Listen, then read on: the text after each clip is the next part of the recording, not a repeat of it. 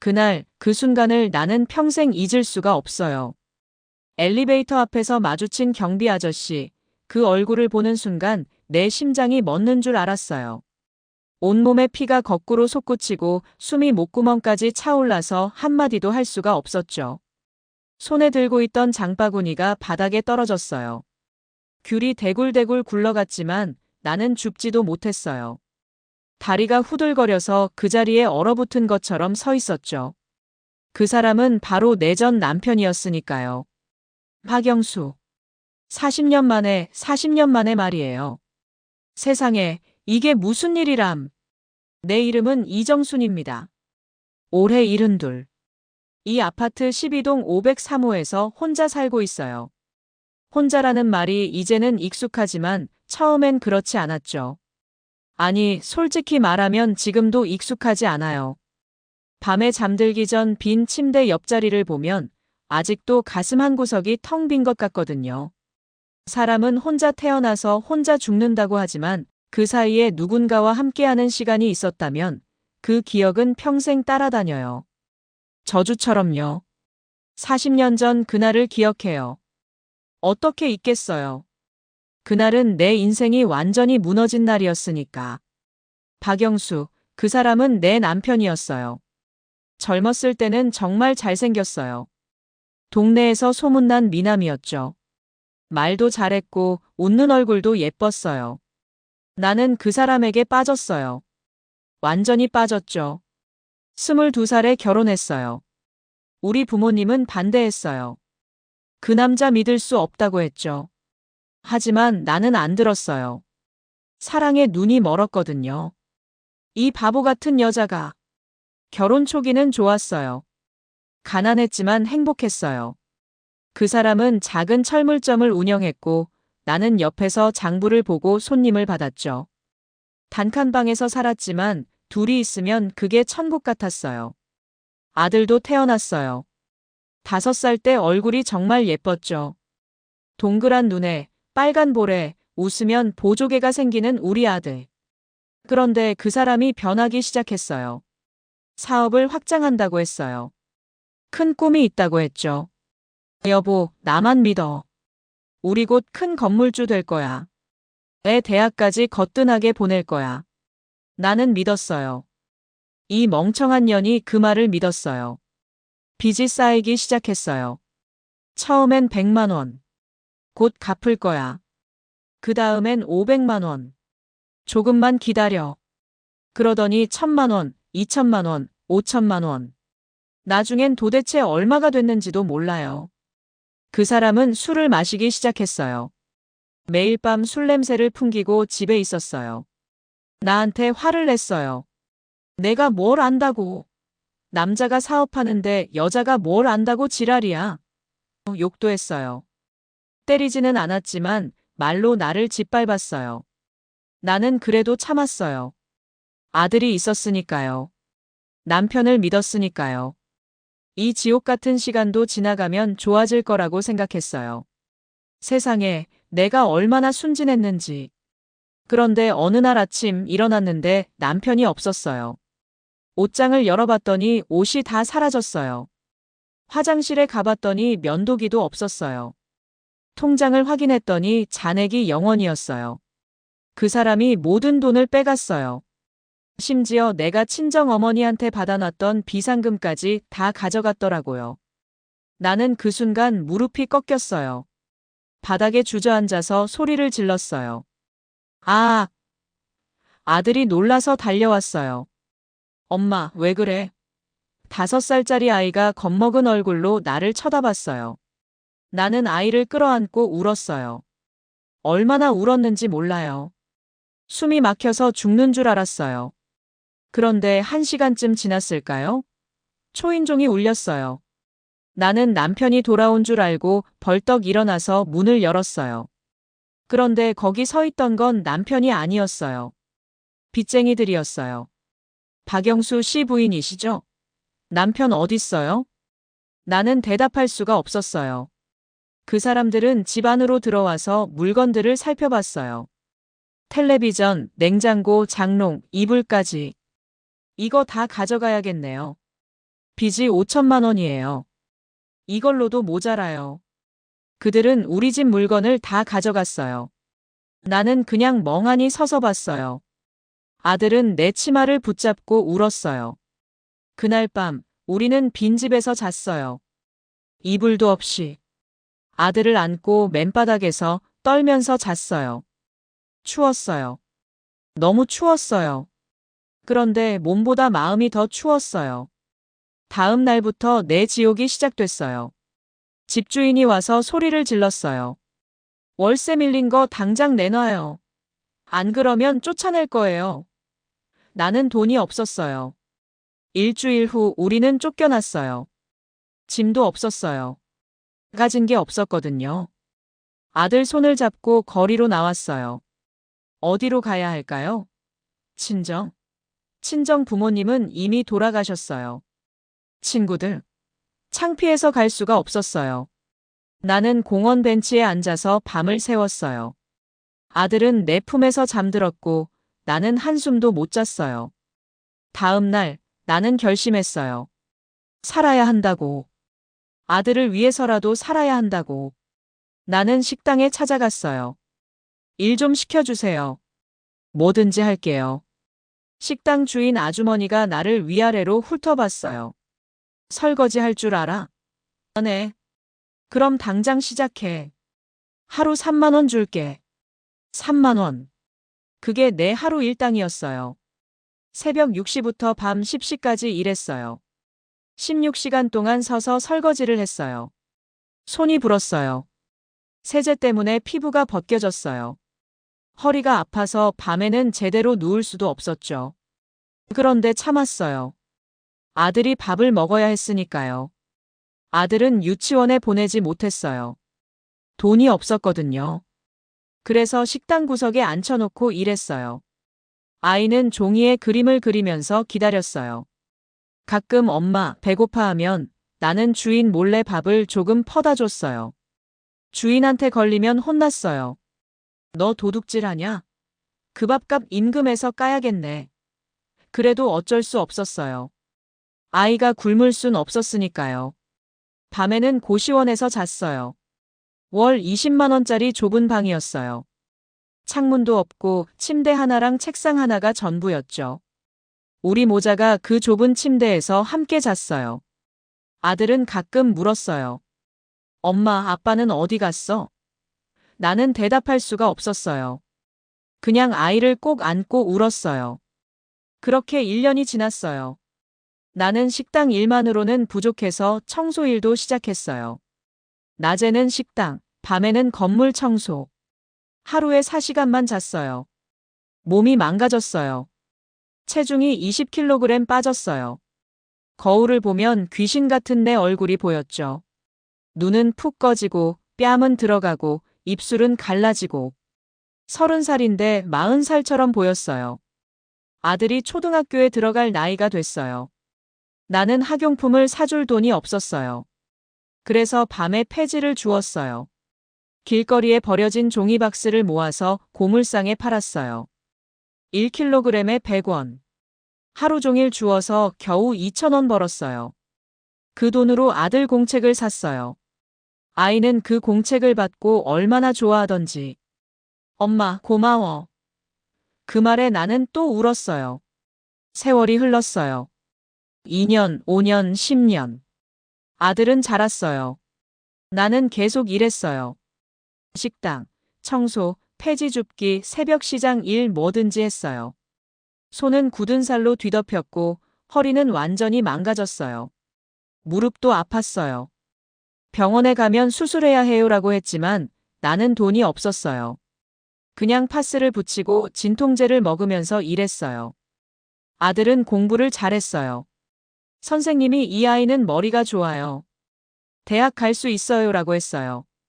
나는 그 말에 희망이 생겼어요. 그래, 우리 아들이 대학만 가면 인생이 달라질 거야. 나는 더 열심히 일했어요. 하루에 3시간만 자고 나머지 시간은 다 일했어요. 아들이 중학생이 됐을 때 아이가 물었어요. 엄마, 나 아르바이트 해도 돼? 나는 깜짝 놀랐어요. 무슨 소리야? 너는 공부만 해. 그런데 엄마가 너무 힘들어 보여서 아이의 눈에 눈물이 고였어요. 나는 아이를 끌어안았어요. 엄마는 괜찮아. 너만 공부 열심히 하면 돼. 알았지? 그런데 밤에 혼자 있을 때는 울었어요. 내 아들이 고작 15살밖에 안 된 아이가 엄마 걱정을 하고 있다는 게 너무 미안했어요. 그리고 동시에 박영수가 미웠어요. 미치도록 미웠어요. 그 개자식은 어디서 뭐 하고 있을까? 편하게 살고 있을까? 나와 아들이 이렇게 죽어라 고생하는데 나는 밤마다 상상했어요. 박영수를 다시 만나면 뭐라고 할까? 뺨을 때릴까? 욕을 할까? 아니면 그냥 침을 뱉을까? 나는 그 사람을 죽이고 싶었어요. 정말로요. 내 손으로 목을 조르고 싶었어요. 그렇게 증오하면서 살았어요. 그 증오가 나를 살아있게 했어요. 복수하겠다는 마음이 나를 움직이게 했어요. 15년이 지났어요. 아들은 대학생이 됐어요. 장학금을 받아서 등록금은 해결됐지만 생활비는 필요했어요.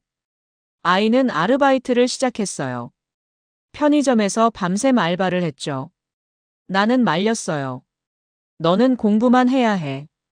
하지만 아이는 고집을 부렸어요. 엄마 혼자 이렇게 힘들 수 없어요. 저도 도울래요. 우리는 둘 다 일하면서 버텼어요. 나는 이제 50살이 넘었는데 몸은 70살 같았어요. 계단을 오를 때마다 숨이 차고 허리는 항상 아프고 밤에는 온몸이 쑤셨어요. 그래도 일했어요. 멈출 수 없었거든요. 아들이 대학을 졸업했어요. 그리고 취직했어요. 중소기업이었지만 정규직이었어요. 월급도 받았죠.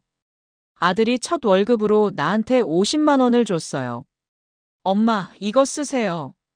이제부터 제가 엄마 모실게요. 나는 그 돈을 받고 울었어요. 아들아, 고맙다. 정말 고맙다. 우리가 여기까지 왔구나. 그때 나는 생각했어요. 이제 조금은 쉬어도 되겠구나. 하지만 완전히 쉴 수는 없었어요. 아들 월급만으로는 부족했거든요. 나는 계속 일했어요. 하지만 예전보다는 덜 했어요. 하루에 8시간만 일하고 밤에는 푹 잤어요. 처음으로 느껴보는 여유였어요. 아들이 결혼했어요. 며느리는 착한 여자였어요. 나를 엄마처럼 대해줬죠. 손주도 태어났어요. 첫 손주를 봤을 때 나는 울었어요. 기쁨의 눈물이었어요. 이 작은 생명이, 내 피가 섞인 이 아이가 얼마나 소중한지. 아들이 아파트를 사줬어요. 작은 집이었지만 내 이름으로 된 집이었어요. 12동 503호. 25평짜리 아파트. 평생 남의 집에서 살다가 70이 넘어서야 내 집이 생긴 거예요. 나는 그날 밤 새 집에서 혼자 울었어요. 고마워, 아들아. 정말 고마워. 3년 동안 나는 평화롭게 살았어요. 아침에 일어나면 커피를 마시고 드라마를 보고 가끔 아들네 집에 가서 손주들 얼굴을 보고 이게 행복이구나 싶었어요. 드디어 나도 행복을 느끼는구나. 그런데 6개월 전 모든 게 변했어요. 우리 아파트에 새로운 경비원이 부임했대요. 나는 신경 쓰지 않았어요.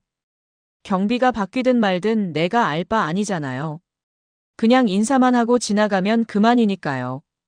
어느 날 아침 엘리베이터를 타러 갔어요. 1층 버튼을 누르고 기다렸죠. 그때 누군가 다가왔어요. 나는 스마트폰을 보고 있었어요. 그런데 옆에 서 있는 사람이 이상하게 떨고 있는 게 느껴졌어요. 나는 고개를 들었어요. 그리고 그 사람을 봤어요. 세상이 멈췄어요. 시간이 정지했어요. 숨을 쉴 수가 없었어요. 그 얼굴, 그 눈, 그 코, 그 입. 40년이 지났지만 나는 알 수 있었어요. 그 사람은 박영수였어요. 내 남편이었어요. 아니, 전 남편이었어요. 나를 버린 그 개자식이었어요. 내가 장바구니를 떨어뜨렸어요. 쿵 소리가 났어요. 귤이 바닥에 굴러갔어요. 하지만 나는 움직일 수 없었어요. 그냥 그 자리에 얼어붙어서 그 사람을 쳐다봤어요. 그 사람도 나를 봤어요. 눈이 엄청 커졌어요. 얼굴이 새하얘졌어요. 입술이 파르르 떨렸어요. 손이 덜덜 떨렸어요. 우리는 아무 말도 못했어요. 10초, 20초, 얼마나 시간이 지났는지 모르겠어요. 그냥 서로 쳐다만 봤어요. 엘리베이터 문이 열렸어요. 띵 소리가 났어요. 나는 정신을 차렸어요. 그리고 들어갔어요. 그 사람은 안 들어왔어요. 문이 닫혔어요. 나는 혼자 위로 올라갔어요. 엘리베이터 안에서 나는 벽에 기댔어요. 다리에 힘이 풀렸어요. 온몸이 떨렸어요. 심장이 미친 듯이 뛰었어요. 숨을 제대로 쉴 수가 없었어요. 12층에 도착했어요. 문이 열렸어요. 나는 비틀거리면서 나왔어요. 복도를 걸어서 집까지 갔어요. 열쇠를 꺼내는데 손이 떨려서 자꾸 떨어뜨렸어요. 3번 만에 겨우 문을 열었어요. 집에 들어와서 소파에 주저앉았어요. 숨을 헐떡였어요. 심장이 터질 것 같았어요. 머리가 어지러웠어요. 구역질이 났어요. 나는 화장실로 달려가서 토했어요. 아무것도 안 나왔지만 계속 구역질이 났어요. 한참 후에 진정됐어요. 나는 소파에 앉아서 천장을 봤어요. 그리고 생각했어요. 박영수. 그 개자식이 여기 있다고? 우리 아파트 경비라고? 세상에, 이게 무슨 일이람. 화가 났어요. 미칠 것 같았어요. 40년 동안 나를 버려놓고 이제 와서 여기 나타나? 우리 아파트에? 경비로? 웃기는 일이었어요. 정말 웃겼어요. 나는 웃었어요. 하하. 그런데 웃다가 울었어요. 눈물이 막 쏟아졌어요. 그날 밤 나는 잠을 못 잤어요. 침대에 누워서 천장만 쳐다봤어요. 계속 생각했어요. 어떻게 해야 하지? 아들한테 말해야 하나? 그 사람을 쫓아내야 하나? 아니면 그냥 모른 척해야 하나? 다음 날 아침 나는 결심했어요. 모른 척하기로. 그 사람이 먼저 나한테 올 때까지 기다리기로. 40년 동안 나는 그 사람 없이 살았어요. 이제 와서 흔들릴 필요 없어요. 하지만 쉽지 않았어요. 아파트를 나갈 때마다 그 사람을 마주쳤거든요. 엘리베이터 앞에서, 주차장에서, 현관에서. 그때마다 심장이 쿵쾅거렸어요. 그 사람은 나를 보면 고개를 숙였어요. 눈을 피했어요. 아무 말도 안 했어요. 나도 아무 말 안 했어요. 그냥 지나갔어요. 마치 모르는 사람처럼. 일주일쯤 지났을까요? 이상한 일이 생기기 시작했어요. 어느 날 아침 문 앞에 캔커피 한 개가 놓여 있었어요. 누가 둔 건지 몰랐어요. 나는 그냥 버렸어요. 다음 날도 캔커피가 있었어요. 그 다음 날도. 매일 아침 캔커피가 문 앞에 놓여 있었어요. 일주일 후에는 사과가 왔어요. 빨간 사과 2개가 비닐봉지에 담겨서 문 앞에 있었어요. 그 다음 날은 귤이었어요. 그 다음 날은 바나나였어요. 나는 이상했어요. 도대체 누가 이러는 거지? 어느 날 옆집 아주머니가 말했어요. 이 할머니, 요즘 누가 선물을 계속 갖다 주던데요? 아침마다 박경비 아저씨가 가져다 두던데 아시는 분이세요? 그 순간 나는 알았어요. 박영수가 두고 가는 거였어요. 나는 화가 머리끝까지 났어요. 미칠 것 같았어요. 40년 동안 아무 연락도 없다가 이제 와서 커피랑 과일을 두고 간다고. 이게 뭐야? 미안하다는 거야? 용서해달라는 거야? 웃기지도 않아. 다음 날 아침 나는 일찍 일어났어요. 새벽 5시. 문 앞에서 기다렸어요. 소리가 나지 않게 조심조심 문을 조금 열어놓고 구멍으로 복도를 지켜봤어요. 6시쯤 발소리가 들렸어요. 천천히 다가오는 발소리. 나는 숨을 죽였어요. 박영수였어요. 손에 비닐봉지를 들고 있었어요. 그 사람은 내 집 문 앞에 섰어요. 그리고 조심스럽게 비닐봉지를 내려놓으려고 했어요. 나는 문을 확 열었어요. 박영수가 깜짝 놀라서 뒤로 물러났어요. 손에서 비닐봉지가 떨어졌어요. 사과가 바닥에 굴렀어요.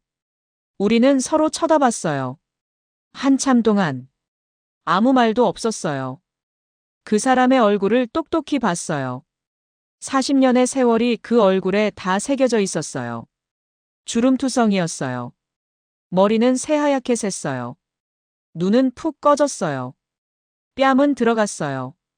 손은 거칠었어요. 허리는 굽었어요. 이 사람도 고생했구나. 그 생각이 들었어요. 그런데 그게 나를 더 화나게 했어요. 나는 차가운 목소리로 말했어요. 뭐 하시는 거예요? 박영수의 입술이 떨렸어요. 목소리가 나오지 않는 것 같았어요. 한참 후에야 겨우 말했어요. 미안해. 그게 전부였어요. 나는 비웃었어요. 미안하다고요? 40년 만에? 그게 말이 돼요? 박영수는 고개를 숙였어요. 어깨가 떨렸어요. 울고 있는 것 같았어요. 나는 소리쳤어요. 당신이 떠난 후에 내가 어떻게 살았는지 알아요? 하루에 3시간만 자고 일했어요. 손이 다 벗겨지도록 설거지했어요. 새벽 시장에서 생선을 손질했어요. 폐지를 주웠어요. 그렇게 살았어요. 40년 동안. 당신은 어디서 뭐 했어요? 어디서 편하게 살았어요? 박영수는 계속 고개를 숙이고 있었어요. 눈물이 바닥에 떨어졌어요. 미안해. 정말 미안해. 나는 웃었어요. 미친 사람처럼 웃었어요. 미안하면 다 돼요? 미안하다는 말로 40년이 지워져요? 박영수가 고개를 들었어요. 눈이 빨갛게 충혈돼 있었어요. 눈물 범벅이었어요. 나도 고생했어. 평생을 후회하면서 살았어. 매일 밤 너와 아들 생각하면서 울었어. 너한테 돌아가고 싶었지만 용기가 없었어. 나는 소리쳤어요. 용기가 없어서? 웃기는 소리 하지 마요. 당신은 비겁했어요. 책임을 버리고 도망간 거예요. 그게 남자예요? 그게 아버지예요? 그게 남편이에요? 박영수는 무릎을 꿇었어요. 복도 바닥에 무릎을 꿇고 머리를 조아렸어요. 미안해. 용서해줘. 제발. 나는 그 모습을 보고 더 화가 났어요. 무릎 꿇는다고?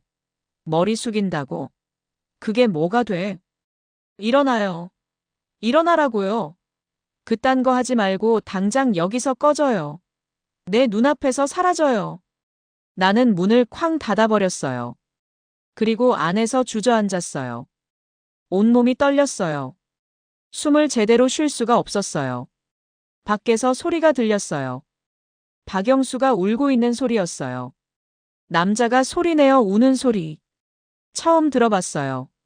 나는 귀를 막았어요. 듣고 싶지 않았어요. 한참 후에 소리가 멈췄어요. 발소리가 멀어졌어요. 그 사람이 간 거예요. 나는 그제야 손을 내렸어요. 그리고 울었어요. 왜 우는지도 모르겠어요. 화가 나서? 슬퍼서? 미워서? 아니면 그냥 복잡해서? 그날 이후로 커피와 과일은 오지 않았어요. 박영수도 나를 피했어요. 내가 나타나면 다른 곳으로 갔어요. 마주치지 않으려고 했어요. 나는 그게 마음에 들었어요. 그래, 피해. 내 눈에 띄지 마. 그게 좋아. 그런데 일주일쯤 지났을까요? 문 앞에 편지가 한 장 놓여 있었어요. 봉투에 정순에게라고 적혀 있었어요. 박영수의 글씨였어요. 나는 찢어버리려고 했어요. 하지만 손이 움직이지 않았어요. 나는 결국 편지를 열었어요. 정순아, 나는 내가 날 용서하지 않는다는 걸 알아. 당연해. 나는 용서받을 자격이 없어. 그냥 한 가지만 말하고 싶어. 나는 40년 동안 너를 잊은 적이 없어. 단 하루도. 매일 밤 너와 아들을 생각했어. 잘 먹고 있을까, 건강할까, 행복할까. 그 생각만 했어. 미안해. 정말 미안해. 나는 편지를 찢었어요. 갈기갈기 찢어서 쓰레기통에 버렸어요. 그리고 또 울었어요. 다음 날도 편지가 왔어요. 그 다음 날도 매일 편지가 왔어요. 나는 읽지 않고 다 찢어버렸어요. 하지만 마지막 편지는 읽었어요. 뭐라고 쓰여 있는지 궁금했거든요. 정순아, 오늘이 마지막 편지야. 더 이상 너를 괴롭히지 않을게. 한 가지만 알아줘. 5년 전에 우연히 너를 봤어. 마트에서 손주들이랑 같이 있었어. 너는 웃고 있었어. 너무 행복해 보였어. 나는 숨어서 봤어. 그때 결심했어. 내가 사는 곳 근처에서 살고 싶다고. 내가 안전하게 지내는 걸 지켜보고 싶다고. 그래서 이 아파트 경비에 지원했어. 이게 내가 할 수 있는 유일한 일이야. 너를 지키는 것. 미안해. 사랑해. 나는 그 편지를 읽고 소름이 돋았어요. 5년 전부터 5년 동안 나를 지켜봤다고. 나도 모르게. 나는 화가 났어요. 동시에 무언가 이상한 감정이 들었어요. 뭐라고 표현할 수 없는 감정. 나는 아들한테 전화했어요. 그리고 모든 걸 말했어요. 아파트 경비가 내 아버지라고. 40년 만에 만났다고. 아들은 한참 동안 말이 없었어요. 그러더니 물었어요. 엄마, 그럼 어떻게 하실 거예요? 나는 대답했어요. 모르겠다. 아무것도 모르겠어. 아들이 말했어요. 엄마, 한번 만나보세요. 그분하고 이야기해보세요. 그래야 엄마도 마음이 편해질 거예요. 나는 화를 냈어요. 무슨 소리야? 무슨 이야기를 해? 그 사람하고 할 말 없어. 아들이 조용히 말했어요. 엄마는 40년 동안 그분을 미워하면서 사셨잖아요. 그게 엄마를 힘들게 한 거예요. 이제는 놓으셔도 돼요. 용서하셔도 돼요. 나는 전화를 끊어버렸어요. 용서? 무슨 용서? 내가 왜? 하지만 그날 밤 나는 생각했어요. 정말 용서해야 할까? 박영수를? 나를 버린 그 사람을? 며칠 후 옆집 아주머니가 왔어요. 얼굴이 심각했어요. 이 할머니, 박경비 아저씨 아세요? 나는 대답했어요. 왜요? 그분이 병원에 입원하셨대요. 몸이 많이 안 좋으시대요. 나는 가슴이 철렁했어요. 뭐라고요? 폐암이래요. 말기라고 하더라고요. 폐암 말기. 그 말이 머릿속에서 계속 맴돌았어요. 나는 병원에 가지 않았어요. 가고 싶지 않았어요. 그 사람이 죽든 말든 내가 알 바 아니니까요. 하지만 밤에 잠을 잘 수가 없었어요. 계속 생각났어요. 박영수가 병원 침대에 혼자 누워있는 모습이. 아무도 찾아오지 않는 병실에서. 혼자. 외롭게. 3일을 고민했어요. 그리고 결국 병원에 갔어요. 왜 갔는지 나도 몰라요. 그냥 발이 움직였어요. 병원 복도를 걸었어요. 간호사한테 물어서 병실 번호를 알아냈어요. 307호. 나는 그 문 앞에 섰어요. 한참을 서 있었어요. 들어가야 할까? 말아야 할까? 나는 문을 열었어요. 병실은 조용했어요. 창문으로 햇빛이 들어왔어요. 침대에 누군가 누워 있었어요. 박영수였어요. 너무 말랐어요. 뼈만 남은 것 같았어요. 얼굴은 누렇게 뜨고 눈은 푹 꺼지고 팔은 앙상했어요. 산소 마스크를 쓰고 있었고 링거가 꽂혀 있었어요. 나는 숨이 막혔어요. 이게 박영수라고. 이게 내 남편이었던 그 사람이라고. 나는 조용히 다가갔어요. 침대 옆 의자에 앉았어요. 그 사람은 잠들어 있었어요. 숨소리가 가늘었어요. 나는 그 얼굴을 봤어요. 40년 전의 얼굴이 떠올랐어요. 잘생겼던 얼굴. 웃었던 얼굴. 나를 사랑한다고 말했던 얼굴. 눈물이 났어요. 왜 우는지도 모르겠어요. 그냥 눈물이 났어요. 1시간쯤 지났을까요? 박영수가 눈을 떴어요. 천장을 보다가 고개를 돌렸어요. 그리고 나를 봤어요. 눈이 엄청 커졌어요. 믿을 수 없다는 표정이었어요. 정순아. 목소리가 거의 들리지 않았어요. 나는 아무 말도 안 했어요. 그냥 앉아 있었어요. 왜? 왔어? 나는 대답했어요. 모르겠어요. 그냥 왔어요. 박영수의 눈에서 눈물이 흘렀어요. 소리 없이 눈물만 흘렀어요. 고마워. 정말 고마워. 나는 고개를 돌렸어요. 그 눈물을 보고 싶지 않았어요. 박영수가 말했어요. 정순아. 내가 경비실에 수첩 있어. 가져다 줄 수 있어? 나는 고개를 끄덕였어요. 다음 날 나는 경비실에 갔어요. 문을 열고 들어갔어요. 작고 좁은 공간이었어요. 책상 하나, 의자 하나, 냉장고 하나. 그게 전부였어요. 서랍을 열었어요. 낡은 수첩이 있었어요. 나는 그걸 꺼냈어요. 그리고 첫 페이지를 폈어요. 사진이 붙어 있었어요. 내가 아들을 안고 있는 사진. 아들이 5살 때 40년 전 사진이었어요. 눈물이 났어요. 나는 페이지를 넘겼어요.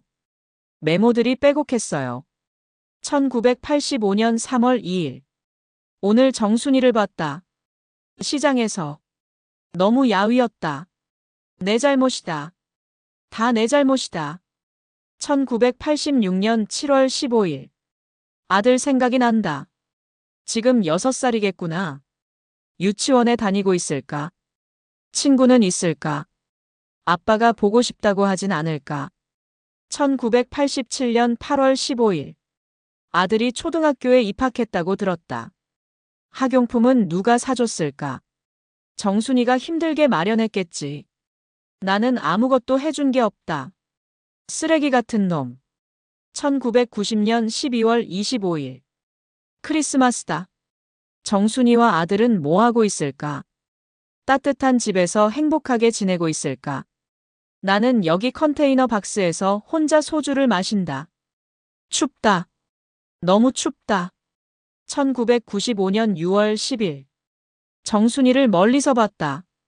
청소하는 모습을. 허리가 굽어 있었다. 손이 거칠어 보였다. 내가 저렇게 만든 거다. 나 때문에 저렇게 고생하는 거다. 죽고 싶다.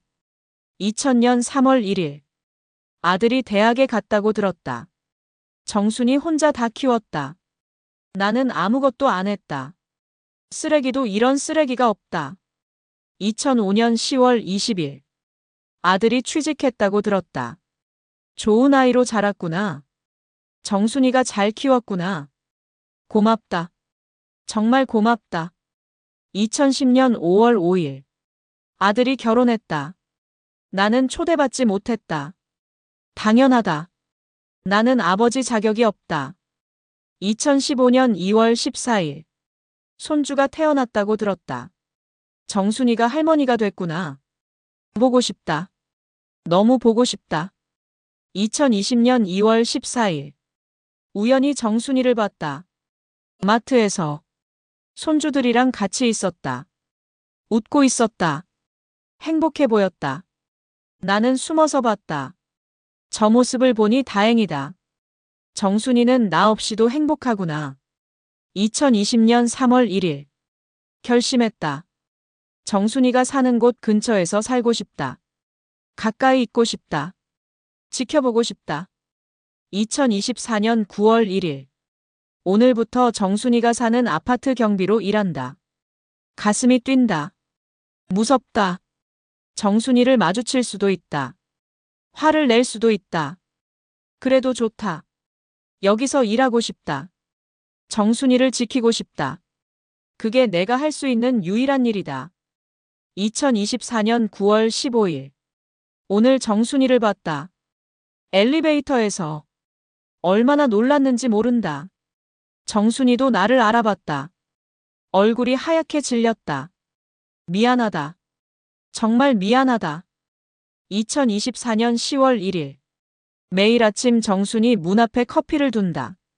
받아주지 않는다. 당연하다. 그래도 두고 싶다. 이게 내가 할 수 있는 전부다. 2024년 10월 15일. 정순이가 소리쳤다.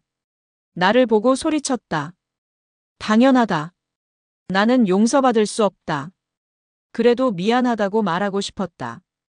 2024년 11월 1일. 오늘 병원에 갔다. 의사가 말했다. 폐암 말기라고. 6개월 남았다고. 슬프지 않다. 오히려 다행이다. 이제 정순이를 괴롭히지 않아도 되니까. 2024년 11월 5일. 마지막 편지를 썼다. 정순아, 사랑한다. 40년 동안 사랑했다. 미안하다. 정말 미안하다. 나는 더 이상 읽을 수 없었어요. 눈물이 너무 많이 나서 글자가 보이지 않았어요. 나는 수첩을 가슴에 안았어요. 그리고 울었어요. 엉엉 울었어요. 박영수는 40년 동안 나를 잊지 않았어요. 40년 동안 미안해했어요. 40년 동안 혼자 살았어요. 나도 40년 동안 혼자 살았어요. 그런데 나는 미워하면서 살았어요. 그 사람은 미안해하면서 살았어요. 누가 더 힘들었을까요? 나도 모르겠어요. 나는 병원으로 돌아갔어요. 박영수한테 수첩을 건네줬어요. 그 사람은 수첩을 받아서 가슴에 안았어요. 눈물을 흘렸어요. 이게 내 인생 전부야. 나는 물었어요. 왜 돌아오지 않았어요? 박영수가 대답했어요. 용기가 없었어. 너무 오래 시간이 흘렀고 나는 비겁했어. 나는 말했어요. 당신이 떠난 게 나를 더 힘들게 했어요. 박영수가 고개를 끄덕였어요. 알아. 내가 틀렸어. 모든 게 내 잘못이야. 우리는 침묵했어요. 그리고 나는 처음으로 그 사람의 손을 잡았어요. 40년 만에 처음으로. 손이 차가웠어요. 뼈만 남은 것 같았어요. 박영수가 놀란 표정으로 나를 봤어요. 정순아. 나는 말했어요. 나도 당신을 미워하면서 살았어요. 40년 동안. 그런데 이제 지쳤어요. 미워하는 것도 힘들어요. 박영수가 울었어요. 소리내어 울었어요. 미안해. 정말. 미안해. 나는 대답했어요. 알아요. 이제 알아요. 그날 이후로 나는 매일 병원에 갔어요. 아침에 일어나면 죽을 쓰고 보온병에 담아서 갔어요. 박영수는 고형식을 못 먹었거든요. 그래서 죽을 먹였어요. 처음엔 어색했어요. 40년 만에 남편에게 밥을 먹이는 건데 손이 떨렸어요. 하지만 점점 익숙해졌어요. 박영수는 내가 떠먹여주는 죽을 먹으면서 울었어요. 매번 울었어요. 고마워. 정말. 고마워. 아들도 병원에 왔어요. 40년 만에 아버지를 만나는 거였어요. 문 앞에서 한참을 망설이더니 들어왔어요. 박영수는 아들을 보고 눈이 커졌어요. 믿을 수 없다는 표정이었어요. 아들. 아들도 울었어요. 그리고 아버지를 안았어요. 아버지. 왜? 왜 그렇게 사셨어요? 박영수가 아들을 안고 울었어요. 미안하다. 아빠가 잘못했다. 용서해줘. 그 장면을 보면서 나도 울었어요. 박영수의 시간이 얼마 남지 않았다는 걸 의사가 말했어요. 길어야 2주라고. 나는 그 말을 듣고 놀랐어요. 2주? 그렇게 짧아? 어느 날 밤 박영수가 나를 불렀어요. 목소리가 거의 들리지 않았어요. 나는 귀를 가까이 댔어요. 정순아. 내가 죽으면 어디 묻혔으면 좋겠어? 나는 생각했어요. 그리고 대답했어요. 우리 아파트 근처 공원에 납골하면 어때요? 당신이 마지막으로 지키던 곳이니까. 박영수가 웃었어요. 행복해 보였어요. 고마워.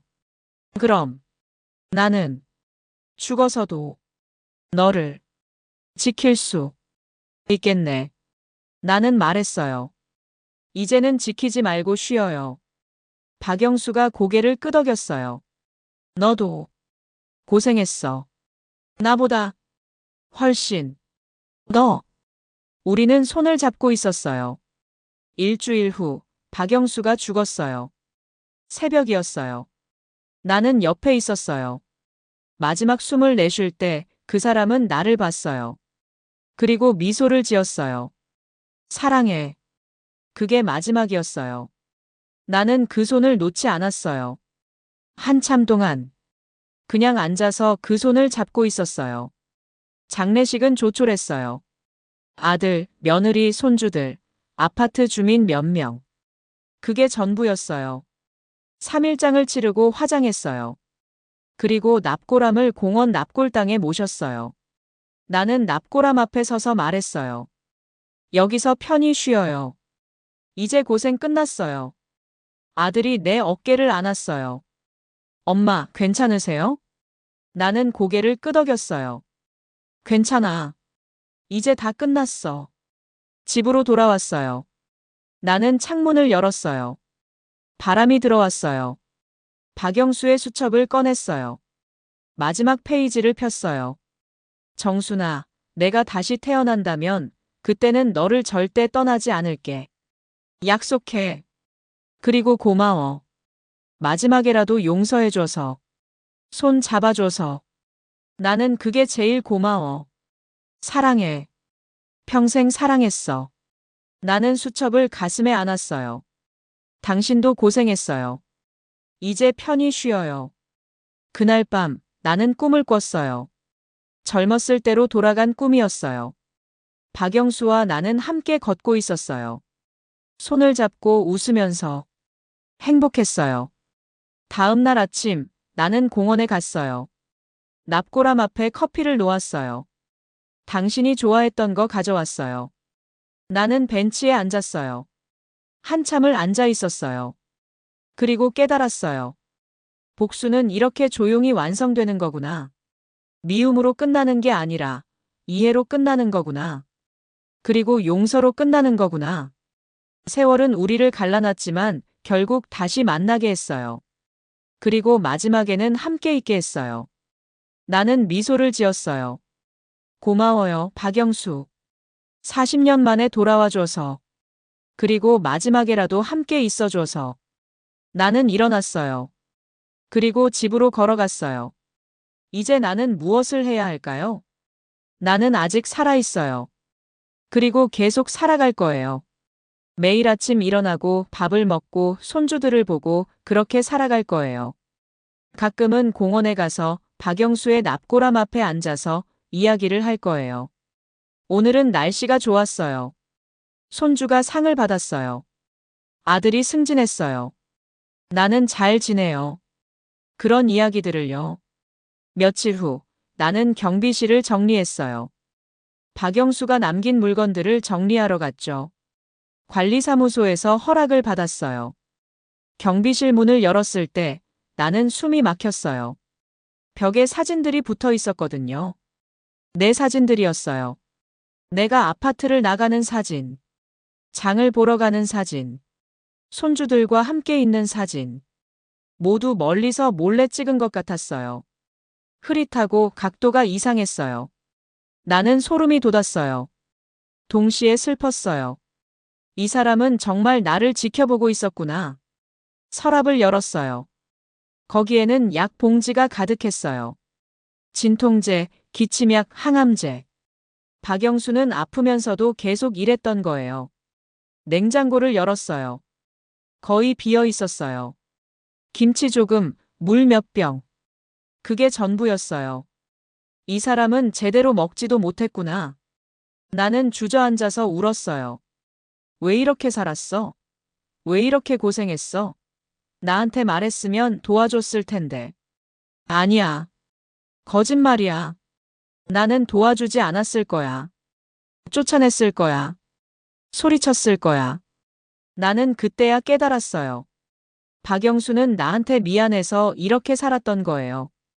벌을 받으면서 살았던 거예요. 스스로에게 벌을 준 거예요. 물건들을 정리했어요. 옷 몇 벌, 책 몇 권, 그리고 그 수첩. 나는 모든 걸 박스에 담았어요. 집으로 가져갔어요. 집에 와서 박스를 열었어요. 옷을 꺼내는데 주머니에서 뭔가 나왔어요. 접힌 종이였어요. 나는 펼쳤어요. 편지였어요. 나한테 쓴 편지였어요. 마지막 편지였어요. 정순아, 이 편지를 읽고 있다면 나는 이미 죽었겠지. 미안해. 살아서 제대로 사과하지 못해서. 너한테 말하고 싶은 게 많았는데 용기가 없었어. 40년 전 그날 나는 도망쳤어. 빚이 무서워서, 빚쟁이들이 무서워서, 실패한 내 자신이 창피해서. 나는 비겁한 놈이었어. 너와 아들을 생각하지 않았어. 나만 생각했어. 용서받을 수 없는 짓을 한 거야. 도망친 후 나는 정말 힘들게 살았어. 일용직으로 떠돌아다니면서 겨우겨우 먹고 살았어. 하루하루가 지옥이었어. 술을 마셨어. 죽고 싶었어. 실제로 몇 번 죽으려고 했어. 하지만 죽을 수 없었어. 너와 아들이 생각났거든. 너희들은 어떻게 살고 있을까? 잘 먹고 있을까? 건강할까? 그 생각만 했어. 10년쯤 지났을 때 우연히 너를 봤어. 시장에서 청소하는 모습을. 너는 너무 야위었어. 손은 거칠었어. 허리는 굽어 있었어. 내가 그렇게 만든 거야. 나 때문에 내가 그렇게 고생하는 거야. 나는 그날 밤 엄청 울었어. 소주를 마시면서 울었어. 왜 내가 이렇게 됐을까? 왜 내가 이렇게 비겁한 놈이 됐을까? 15년쯤 지났을 때 아들을 봤어. 학교 앞에서 교복을 입고 친구들과 걷고 있더라. 키가 컸더라. 잘생겼더라. 너를 닮았더라. 나는 숨어서 봤어. 다가갈 수 없었어. 나는 아버지 자격이 없었으니까. 20년쯤 지났을 때 술을 끊었어. 정신을 차려야겠다고 생각했어. 그래서 일을 열심히 했어. 돈을 모았어. 너한테 보내주고 싶었어. 하지만 용기가 없었어. 받아주지 않을 것 같았어. 25년쯤 지났을 때 아들이 대학생이 됐다는 소식을 들었어. 나는 너무 기뻤어. 울면서 기뻐했어. 우리 아들이, 아버지 없이 자란 우리 아들이 대학을 가다니. 30년쯤 지났을 때 아들이 취직했다고 들었어. 나는 또 울었어. 고맙다고, 미안하다고, 사랑한다고 혼자서 중얼거렸어. 35년쯤 지났을 때 아들이 결혼했어. 나는 초대받지 못했어. 당연해. 나는 아버지가 아니니까. 하지만 멀리서 봤어. 결혼식장 밖에서. 아들은 행복해 보였어. 신부도 예뻤어. 너는 한복을 입고 있었어. 나이가 들었지만 여전히 아름다웠어. 40년쯤 지났을 때 손주가 태어났다고 들었어. 너가 할머니가 됐다는 걸 알았어. 보고 싶었어. 너무 보고 싶었어. 5년 전 우연히 너를 봤어. 마트에서 손주들이랑 같이 있었어. 너는 웃고 있었어. 정말 행복해 보였어. 나는 숨어서 봤어. 한참을 봤어. 그때 결심했어. 내가 사는 곳 근처에서 살고 싶다고. 가까이 있고 싶다고. 멀리서라도 지켜보고 싶다고. 그래서 이 아파트 경비에 지원했어. 합격했어. 처음 출근한 날 떨렸어. 너를 마주칠 수도 있다고 생각하니까. 그리고 정말 마주쳤어. 엘리베이터에서. 너는 나를 알아봤어. 나도 너를 알아봤어. 40년이 지났지만 서로 알아봤어. 나는 무서웠어. 화를 낼까봐. 소리칠까봐. 쫓아낼까봐. 그래서 피했어. 최대한 마주치지 않으려고 했어. 하지만 매일 아침 내 문 앞에 커피를 두고 싶었어. 과일을 두고 싶었어. 그게 내가 할 수 있는 전부였어. 내가 소리쳤을 때 나는 당연하다고 생각했어. 용서받을 수 없다는 걸 알았어. 하지만 그래도 미안하다고 말하고 싶었어. 그리고 병에 걸렸어. 폐암이래. 말기래. 슬프지 않았어. 오히려 다행이라고 생각했어. 이제 너를 괴롭히지 않아도 되니까. 하지만 내가 병원에 와줬어. 손을 잡아줬어. 죽을 먹여줬어. 나는 믿을 수 없었어. 왜 그러는지 몰랐어. 하지만 너무 고마웠어. 평생 받은 것 중에 제일 고마웠어. 정순아, 고마워. 정말 고마워. 마지막에라도 내 손을 잡을 수 있어서. 내 얼굴을 볼 수 있어서. 내 목소리를 들을 수 있어서. 미안해. 정말 미안해. 40년 동안 미안했어. 평생 미안할 거야. 사랑해. 정말 사랑해. 40년 동안 사랑했어. 평생 사랑할 거야. 행복해줘. 제발 행복해줘. 오래오래 살면서 행복해줘. 그게 내 마지막 소원이야. 안녕, 정순아. 다음 생에 다시 만나자. 그때는 절대 떠나지 않을게. 약속해. 사랑해. 마이너스 영수가. 나는 편지를 읽으면서 울었어요. 엉엉 울었어요. 온몸이 떨렸어요. 박영수. 당신도 힘들었구나. 당신도 평생 고생했구나. 당신도 미안해했구나. 당신도 사랑했구나. 나는 편지를 가슴에 안았어요. 그리고 중얼거렸어요. 나도 사랑했어요. 미워했지만 동시에 사랑했어요. 40년 동안. 이제 알아요. 미움과 사랑은 같은 거였어요. 둘 다 당신을 잊지 못했다는 증거였어요. 그날 밤 나는 박영수의 물건들을 정리했어요. 옷은 기부하기로 했어요. 책은 아들에게 줄 거예요. 수첩과 편지는 내가 간직할 거예요. 다음 날 나는 공원에 갔어요. 납고람 앞에 앉았어요. 당신 편지 읽었어요. 고마워요. 그리고 미안해요. 나도 미안해요. 40년 동안 미워만 했어요. 당신도 힘들었다는 걸 생각하지 못했어요. 바람이 불었어요. 이제는 서로 용서해요. 당신도 나를 용서하고 나도 당신을 용서할게요. 그리고 이제 편히 쉬어요. 나는 일어났어요. 집으로 걸어가면서 생각했어요. 세월은 정말 많은 것을 가져가지만 동시에 많은 것을 남겨놓아요.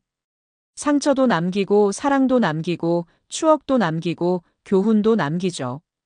박영수는 40년 만에 돌아왔어요. 경비로요. 그리고 마지막 순간까지 나를 지켰어요. 그게 그 사람이 할 수 있는 최선이었나 봐요.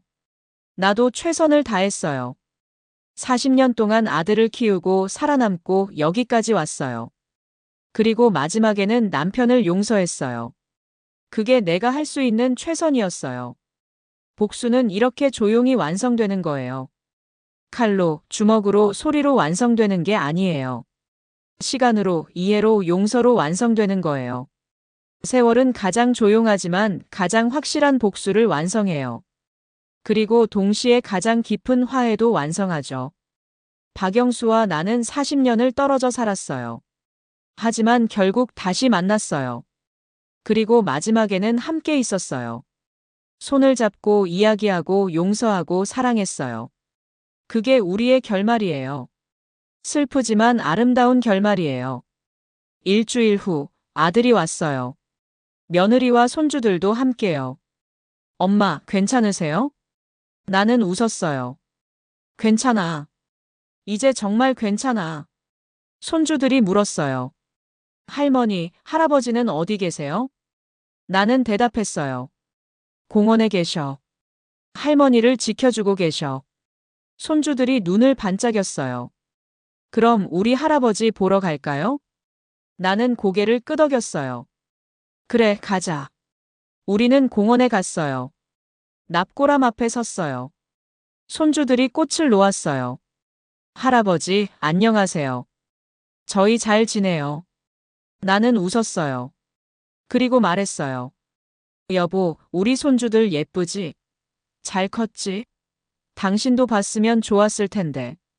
바람이 불었어요. 따뜻한 바람이었어요. 집으로 돌아오는 길에 아들이 물었어요. 엄마, 아버지를 용서하신 거예요? 나는 대답했어요. 응, 용서했어.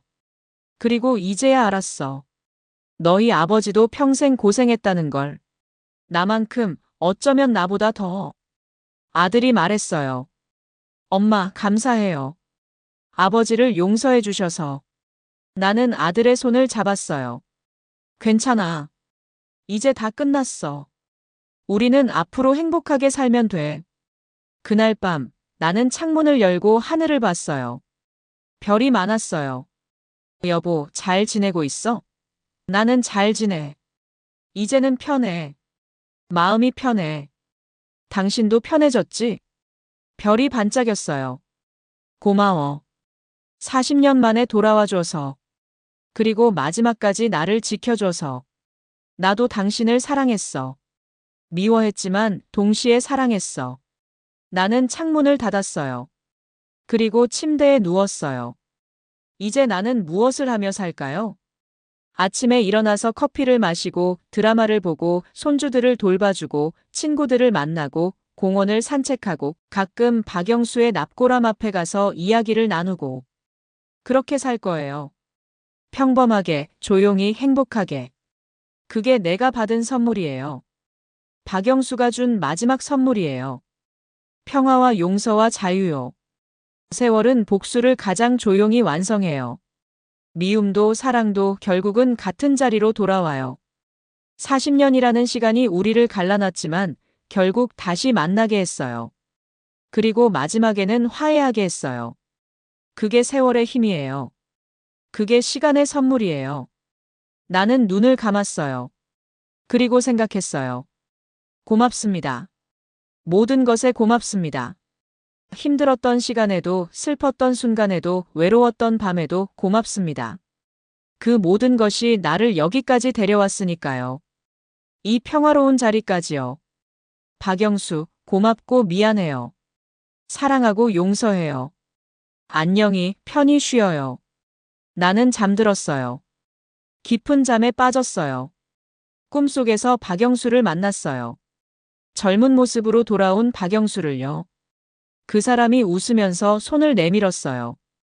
정순아, 이제 행복하게 살자. 나도 웃으면서 그 손을 잡았어요. 그래, 행복하게 살자. 우리는 함께 걸었어요. 끝없이 펼쳐진 꽃밭을 따라서요. 행복했어요. 여러분, 이 이야기를 끝까지 들어주셔서 정말 감사합니다. 진심으로 감사드려요. 혹시 눈물이 나셨나요? 가슴이 아프셨나요? 그렇다면 이 이야기가 여러분의 마음에 닿은 거예요. 우리는 모두 살면서 상처를 받아요.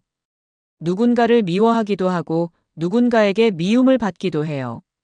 그런데 세월이 지나면 깨닫게 돼요. 미움도 사랑도 결국은 같은 거였다는 것을요. 이 이야기는 그런 이야기예요. 복수와 용서의 이야기, 미움과 사랑의 이야기, 그리고 결국 화해의 이야기예요. 부탁드립니다. 구독 버튼 눌러주세요.